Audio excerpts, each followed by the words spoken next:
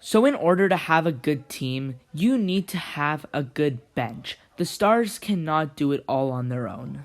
And usually each team has their main bench player. So in today's video, I am going to be acknowledging the bench players / role players, and I am going to be ranking every team's best bench player. Now there is only one requirement to be on this list, and that requirement is you have to play over 50% of your games off the bench this season. So with that being said, let's get right into the video. Also, this is going to be a two-part series, so today's episode is 30 to 16. Coming in at number 30, we have Tyrome of the Oklahoma City Thunder. The Oklahoma City Thunder, they do have a lot of holes in their starting lineup, so you wouldn't expect their bench to be too good. Tyrome was putting up a solid 7 points, 2 rebounds, and 2 assists, along with about just under a steal. He's shooting very inefficient, 39% from the field and 29% from 3. And he's only started in 3 games and is averaging 15 minutes per game. Coming in at number 29, we have Willy Hernangomez of the New Orleans Pelicans. He is their backup center. Just like Tyrome, he has only started in 3 of his 23 games played and averaging about 15 minutes a game as well. He's averaging 8 points, 7 rebounds, 1 assist, along with about half a steal, shooting 56% from the field, shooting 67% from 3, that was probably a small sample size, 70% from the line, and he has 3 double-doubles this season. Overall, solid stat lines, but I just think the rest of the league has a better primary bench player. And now coming in at number 28 is our first good team to have a pretty low bench player. It is Facundo Campazzo of the Denver Nuggets. He's the backup point guard, only started in 4 games this season. He does get a lot of minutes, averaging 22 minutes, but you're going to see some bench players higher up in the list get a lot more minutes. And he's averaging about 7 points and 4 rebounds on the season while shooting about 40% from the field and averaging a steal a game. Overall, decent stats, not really eye-popping. And the Denver Nuggets this season, they've really haven't gotten much productivity out of their bench. And even though Facundo Campazzo's stats aren't better than Tyrome and Willy Hernangomez, the points per game are significantly worse or just a bit worse. They have been way better. The Denver Nuggets have been way better than the Thunder and the Pelicans. So I guess for quote-unquote impact, even though he hasn't done much of the impact, I'm going to give him number 28 and give him the slight edge over those other 2 guys. But he can definitely be 30. It's very interchangeable. Number 27 is Kenyon Martin Jr. of the Houston Rockets. Kenyon Martin Jr. was a guy last year who I looked at him and I thought that he had loads of potential.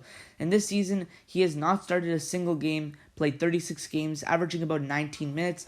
And his stats this season, 8 points, 4 rebounds, 1 assist, shooting 50% from the field and 30% from 3. So from 3, he is pretty inefficient. But I guess overall efficiency isn't that bad when it comes from the field. And overall, he's been a pretty good role player for the Houston Rockets. Once again, Houston Rockets are not a very good team. So, yeah, not much to really say about him. Number 26 is the Dallas Mavericks, and their best bench player is Maxi Kleber. Now, the Dallas Mavericks, they're currently the 5th seed in the Western Conference, and they've been on a tear recently. They're on a 4-game winning streak. And Maxi Kleber has been pretty impactful throughout this winning streak, but I just think that he's not that good compared to other players ahead of him. He's averaging a solid 7 points and 6 rebounds, but it is on 24 minutes a game, which is a lot more than previous guys. He's only started in 6 out of his 23 games, and is pretty inefficient, shooting 40% from the field, 34% from 3.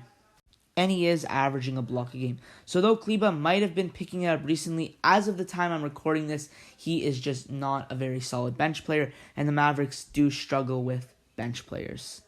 And now this is our first elite team that is relatively low on this list. Pat Connaughton of the Milwaukee Bucks comes in at number 25.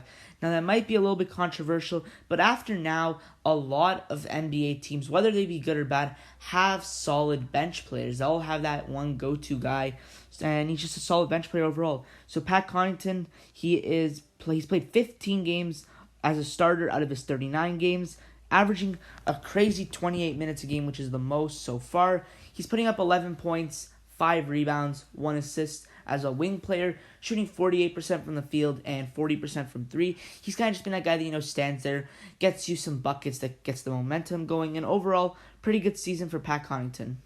But it's very interchangeable, and it's one of those reasons where everyone else above the list is just slightly better. Coming in at number 24, we have the Los Angeles Clippers, and their best bench player is Terrence Mann. Terrence Mann has only started in 13 out of his 37 games, and it was between him and Luke Kennard for the Clippers' best bench player, but I gave it to Terrence Mann ultimately. And the reason why I take Terrence Mann over Luke Kennard is because Luke Kennard may be better in scoring. When you look at every other category, Terrence Mann kind of has a slight edge, and I just think overall he is a better player all around. He's averaging a crazy 29.5 minutes a game, which is a lot for a bench player, but he is putting up productive numbers, 11 points, 5 rebounds, 2 assists, shooting about 50% from the field and 40% from 3. So he is doing it very efficiently. And Terrence Mann, we've seen last year how good he was in the playoffs, and it's really transferred over this season, and he's really improved a lot. He has a great all-around game, and yeah, not much to really complain about Terrence Mann. He comes in at number 24. Coming in at number 23, we have the San Antonio Spurs, and their bench player is Devin Vassell. Devin Vassell has only started in 4 out of his 32 games, and he's averaging 25 minutes off the bench and putting up 11 points, 4 rebounds, and 1 assist, shooting 45% from the field and 35% from 3.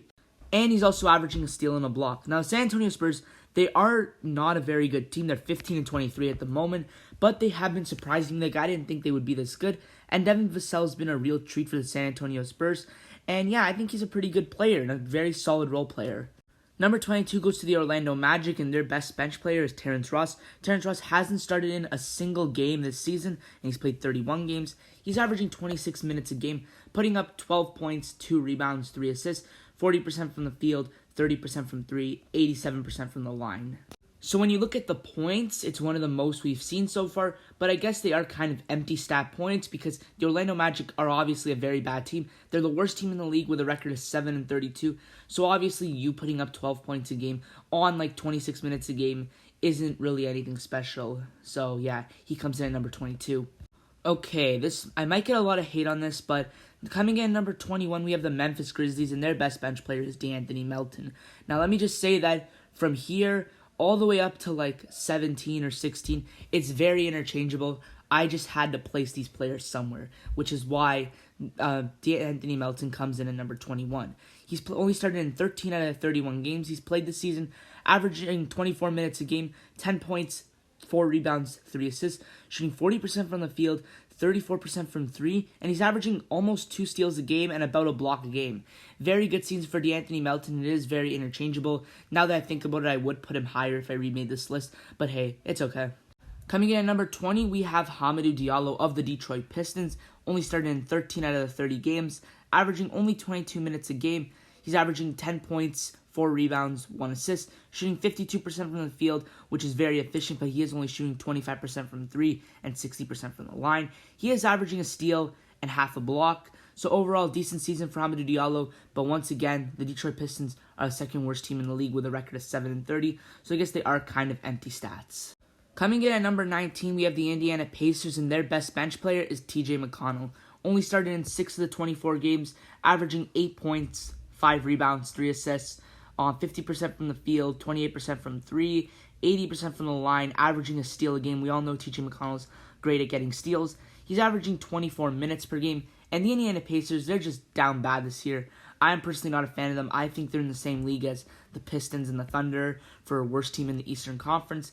And just overall, though, TJ McConnell's a good player. The Pacers are just terrible.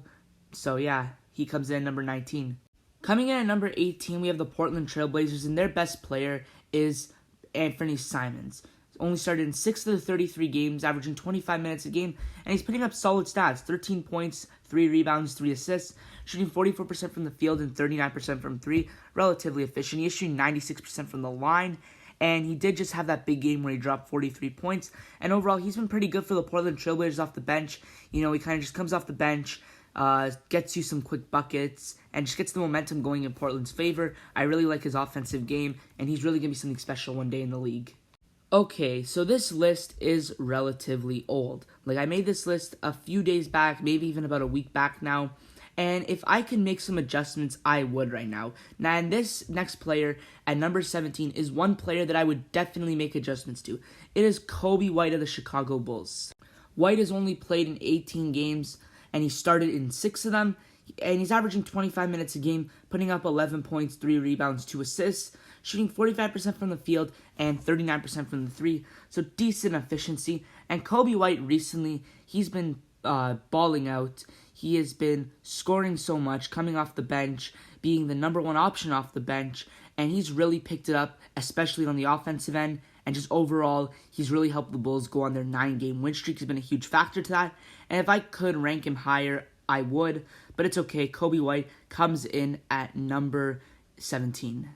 And now for the final player of the episode. Number 16 comes from the best team in the league, and it is Cameron Payne. He has not started in a single game. He's averaging about 11 points, 3 rebounds, 4 assists, averaging 20 minutes a game. So decent stats. He is shooting an efficient 39% from the field, 32% from 3.